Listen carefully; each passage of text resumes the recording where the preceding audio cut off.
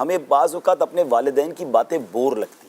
ہمیں لگتا ہے یار وہ ایک ہی بات بار بار کرتے ہیں لیکن وہ بات وہی کرنا چاہتے ہیں، اور اگر اس میں شرن کوئی کبات نہیں ہے، یقیناً اگر غیبت وغیرہ کا معاملہ ہے یا کوئی ایسی بات ہے تو وہ پیار سے موضوع چینج کیا جا سکتا ہے، لیکن ان کو اپنے بچپن کے واقعات، اپنے بہت سارے ہمارے بچپن کے واقعات انہیں یاد ہوتے ہیں، سنانے ہوتے ہیں، اور ہم کہتے ہیں کہ جناب بار بار ایک ہی بات کرتے ہیں، اور بعض اوقات ہم ان کے ساتھ ہم بات بھی کرتے ہیں نا امین بھائی، تو وہ جنریشن گیپ اتنا ہے کہ ہم ابو کو بتا رہے تھے، پتہ ہے آج امریکہ میں کیا ہوا، تو نیا راکٹ اس نے لانچ کیا ہے، تو جناب وہ فلاں جب وہ نیا فون آ گیا ہے تو اس کی اتنی ریم ہے تو اس کی اتنی، تو وہ ان کے مطلب کی بات ہی نہیں ہے، ہم ان سے ان کی مطلب کہ اچھا اس کے لیے سمجھنا یہ ہوگا۔ اب دیکھیں ناظرین، یہ جنریشن گیپ اب ہماری ذمہ داری، پہلے ان کی ذمہ داری تھی، اب یہ بات میری وہ سمجھیں گے جو والد بن چکے ہیں۔ مجھے بتائیں ہمارے گھر میں 3-4 سال کا بچہ ہو تو ہم اس کے سامنے ہماری 40 سال کی عمر والی باتیں کرتے ہیں، ہم توتلی زبان میں خود 3 سال والے بنتے ہیں، پہلے بیٹا کہاں سے آ رہے ہو، کیا کھیل رہے ہو، اچھا اسی کے انداز میں بات کرتے ہیں، بیکاز اس کا جو مائنڈ لیول ہے وہ کم ہو گیا ہے۔ بالکل اسی طرح جب وہ بزرگ ہو گئے ہیں تو یہ لائف سرکل اگر آپ سمجھ جائیں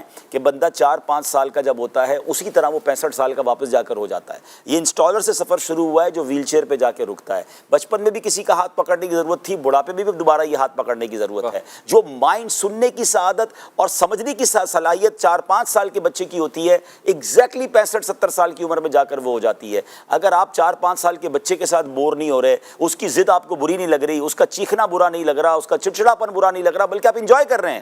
آپ 65 سال کے بزرگ کے ساتھ بھی سمجھے انجوائے کریں۔ اگر وہ چڑچڑے بھی ہو گئے ہیں، وہ چیخ بھی رہے ہیں، وہ کوئی ایسی بات بھی کر رہے ہیں، ریپیٹیشن بھی کر رہے ہیں، اگر آپ نے یہ فارمولہ سمجھ لیا نا، کیونکہ یہ نوبت ہم پر بھی آ سکتی ہے، ہم بھی بوڑھے اگر زندہ رہے تو ہوں گے، ہمیں بھی بڑھاپے میں کسی کے سہارے کی ضرورت ہوگی۔ ایگزیکٹلی آپ اپنے بڑے بزرگ کو ایک بچے کی طرح ٹریٹ کر لیں، بچہ ہمیں تھپڑ بھی مار دیتا ہے، آپ نے دیکھا ہوگا ضد کرتے کرتے وہ دھکا دے دے گا، ہم پھر بھی مسکرا رہے ہوتے ہیں۔ والد صاحب نے کوئی جملہ کہہ دیا، ماں نے کہہ دیا، ان سے لڑنے لگ جاتے ہیں۔ یہ نہ کریں۔ یہ جس دن آپ نے یہ فینومینا سمجھ لیا کہ بچہ اور بوڑھا برابر ہوتا ہے، آپ انجوائے کریں ان کے ساتھ۔ بلکہ سچی بات تو میں یہاں یہ کہہ دوں کہ جن بچوں کو والدین بڑھاپے میں ملے ہیں اور انہیں خدمت کا موقع ملا ہے نا، یو آر سو لکی، کیونکہ بہت بڑی تعداد میں والدین وہ ہیں جو بچوں کی خدمت کرتے کرتے ہی دنیا سے چلے گئے۔ بچوں کی باری تو آنے ہی نہیں دی، ہمیں تو موقع ہی نہیں ملا ان پر خرچ کرنے کا یا ان کی خدمت کرنے کا، انہوں نے ہی ہماری خدمت کی اور چلے گئے۔ اگر آپ میں سے کسی کو یہ موقع ملا ہے کہ ان پر آپ خرچ کر پا رہے ہیں یا ان کو ڈاکٹر کے پاس لے جا رہے ہیں، ان کے پیر دبا رہے ہیں، ان کو کھانا کھلا رہے ہیں، یو آر سو لکی۔